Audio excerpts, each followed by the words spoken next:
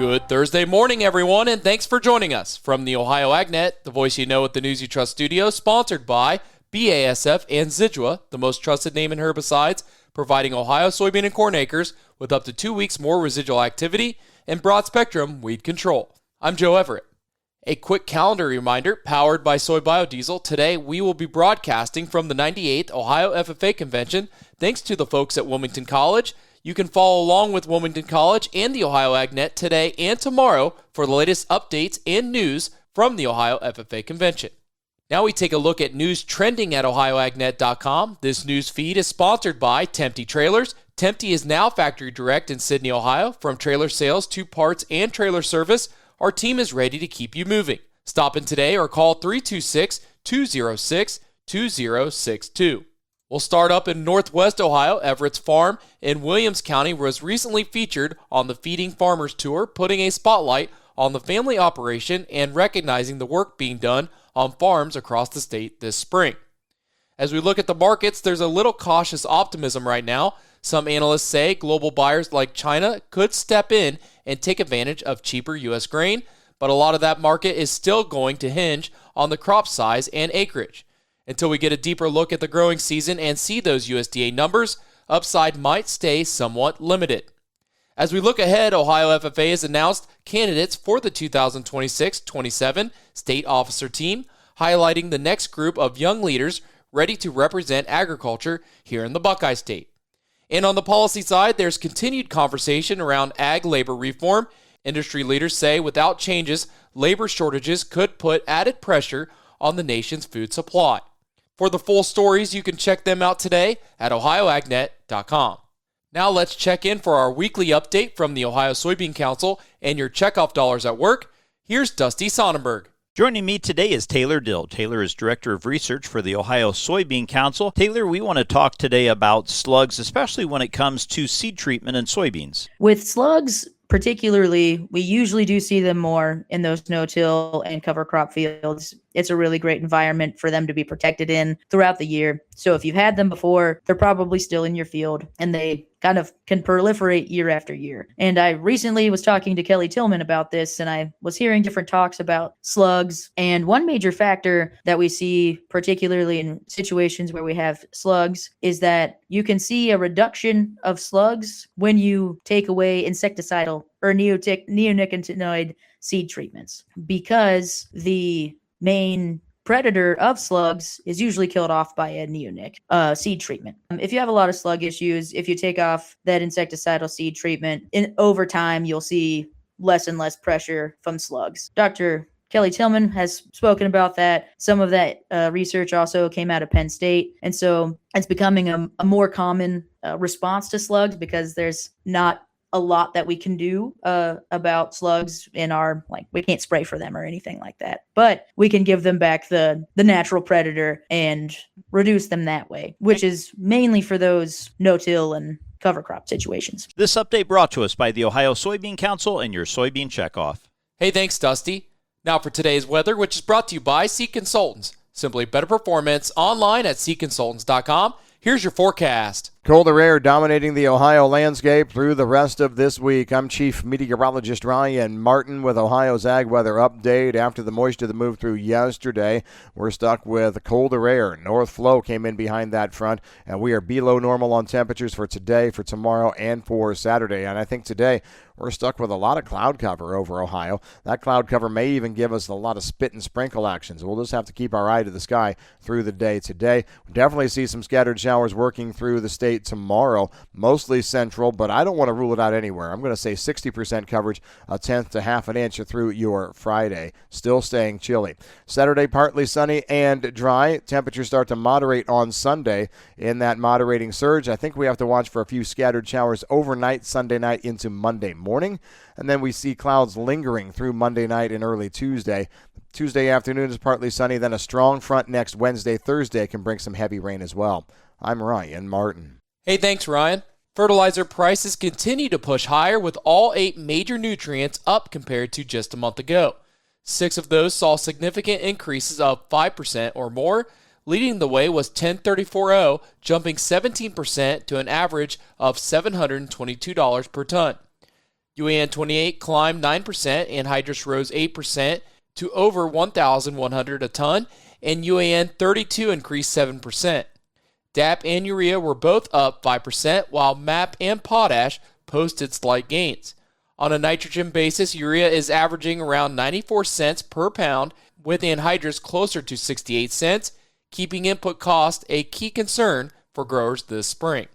Now we check in with Allison Kenny for this Ohio FFA update. The Ohio FFA has announced the 2026-2027 Ohio FFA officer candidates. A total of 62 members are pursuing a year of leadership and service at the state level. The Ohio FFA officer team ballot will be announced during the first session of the 98th Ohio FFA convention on Thursday, April 30th. The 2026-2027 Ohio FFA officer team will then be announced and installed during the 5th session B on Friday, May 10th. For a list of all 62 members and the full schedule for the 98th Ohio FFA Convention, visit OCJ.com. For the Ohio AgNet, I'm Allison Kinney reporting. Hey, thanks, Allison, for that update. Stay tuned. We'll have more as the Ohio AgNet continues. Are you looking for the latest in Ohio agriculture? Well, you can get it all in one place. The Ohio AgNet Podcast. Join us as we sit down with farmers, experts, and ag leaders from across the Buckeye State. From the latest news to interviews that matter, we're here to keep you informed and connected. Whether you're in the tractor, the truck, or the shop, we bring the conversation to you. Search Ohio AgNet Podcast on your favorite app or find it on Facebook or YouTube. Don't miss a minute of the Ohio AgNet Podcast. Subscribe today.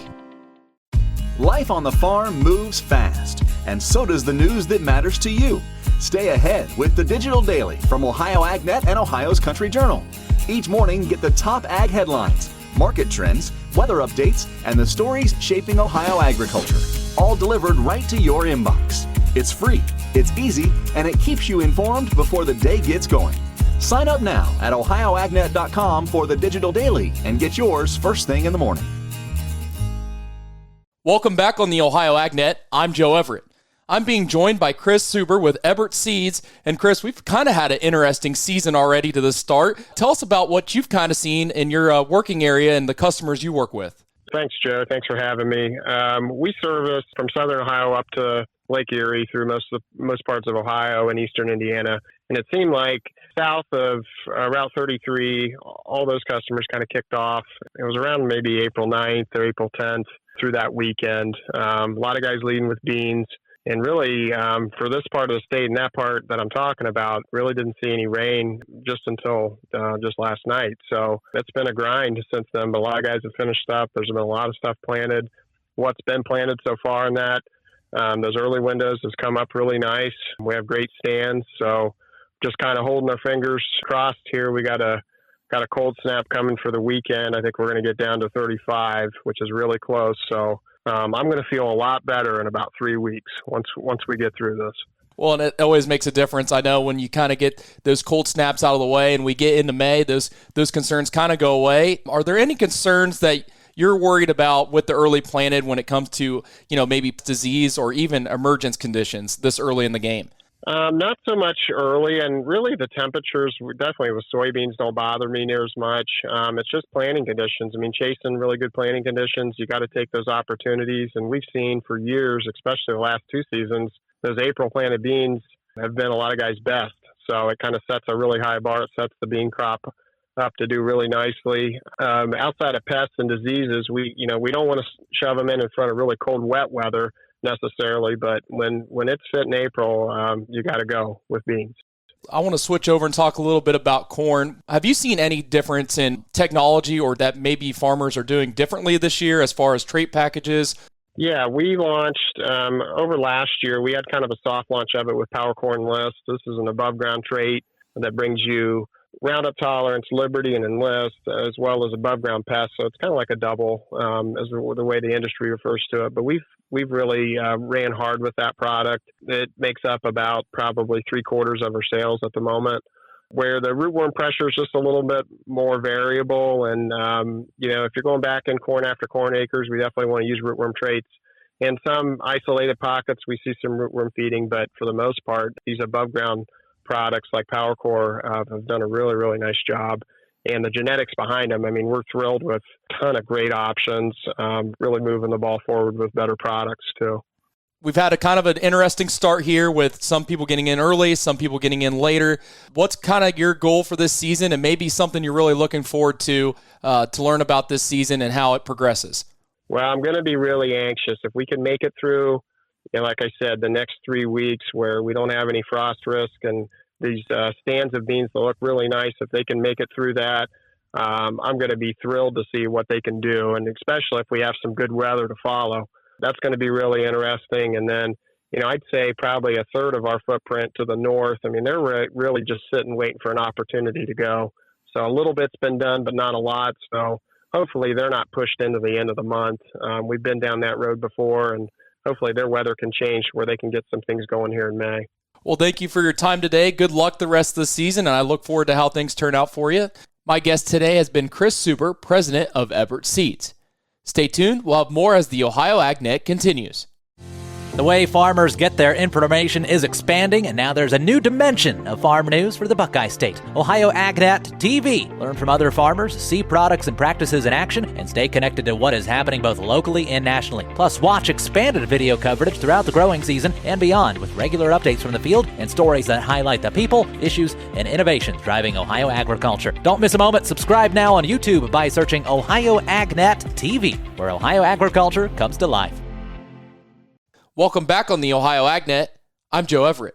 Efforts in the U.S. House to advance the Farm Bill, along with a push to allow year-round E15 ethanol sales, hit a roadblock yesterday after a drawn-out procedural vote exposed major divisions within the Republican caucus. House leaders ultimately moved forward with debate on the Farm Bill and several related measures, but decided not to include an immediate vote on the E15 provision, which has become one of the most contentious parts of the package. The split centers on ethanol policy and small refinery exemptions under the Renewable Fuel Standard. Farm state Republicans are pushing to make year-round E15 permanent, while others from states with smaller refineries have raised concerns. There's also disagreement over pesticide provisions that have drawn pushback from some GOP members. Adding to the tension, the Congressional Budget Office estimated the E15 changes could cost single-digit billions, raising concerns among budget hawks about whether the measure is truly budget neutral. A separate plan to vote on E15 language fell apart during a more than 2-hour floor vote after nearly 20 Republicans withheld support. As a result, the timing for final action on the Farm Bill remains uncertain, with some reports suggesting it could be delayed until after the upcoming congressional recess. It's now time for today's market analysis, which is brought to you by the Louis Dreyfus Company, excited to bring the brand new soybean crush facility to Upper Sandusky, Ohio. Learn more about marketing your soybeans with LDC at 574-566-2113. Here's Ryan Martin. Grain rally continued yesterday, spurred on by energy. Crude oil trading anywhere from $5, $6, $7 higher as we went into the midday and afternoon hours. The rally's pace was a little bit mixed yesterday, especially as the Chicago wheat market fell apart mid to late part of the session. Still, though, it's impressive to see how this is moving with the energy markets driving. And 107.10 definitely is going to be an issue here as we continue to move forward. Energy report out yesterday showed the gasoline inventories down. EIA energy report also showing that ethanol production was down about 9 million gallons from the previous week, down 3% from the same period a year ago. So this is something to watch, especially as corn continues to move higher. How soon do we get into a compressed margin kind of zone and pull some of this usage back or this grind back even more? So those are the stories yesterday, even with beans up 4 to 9 cents. I'm Ryan Martin. Hey, thanks, Ryan. Now let's take a look at your markets, brought to you by Seed Consultants. Simply better performance online at seedconsultants.com. May corn trading up 3/4 cent to $4.67 1/4. July corn $4.78 1/2, up 3/4. As we turn to soybeans, May $11.85, up 2 3/4. July soybeans up 5 1/4 to $12.02 1/4. And July wheat $6.53 3/4, up 3/4. As we look to livestock from yesterday's close, April live cattle $256.87, up $4.20. May lean hogs $95.10, up 95 cents. May feeder cattle $371.50, down 22 cents, and August feeder cattle $372.52, down 55 cents. Thanks for joining us. This is the Ohio AgNet.